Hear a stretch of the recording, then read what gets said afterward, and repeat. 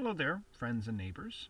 I'm going to show you how to use a spreadsheet to do some simple statistical computation. This is the last part of the Excel computations application project for the logic unit. Okay, so I want to do some simple computations. Let's say I want to average the times it took me to get to work last week. Well, I didn't keep track of that. I'm going to make up some numbers because all I really want is the spreadsheet. So I'll have times. And let's say, actually let's also have days. Days and times. So let's say we've got 1, 2, 3, 4, 5 days that I came in. Actually only 4 last week, but well, that's not the point. Now let's set the times. It took maybe 35 minutes, maybe it took 40 minutes, 32 minutes, 33, and maybe 36. So these are the different times it took me. I just made them up. I didn't keep track of it. If I wanted to go get some data from the internet, I could do that very easily. Okay. Now, how do we average?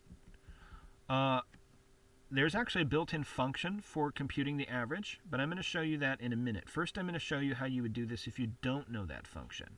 Equals sum is a very useful function, and what it says is add them up.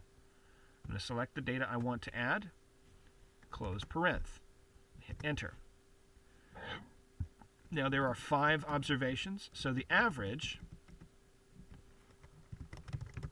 is equal to the sum divided by 5. Hit enter, that's the average. And that's correct, and that's fine.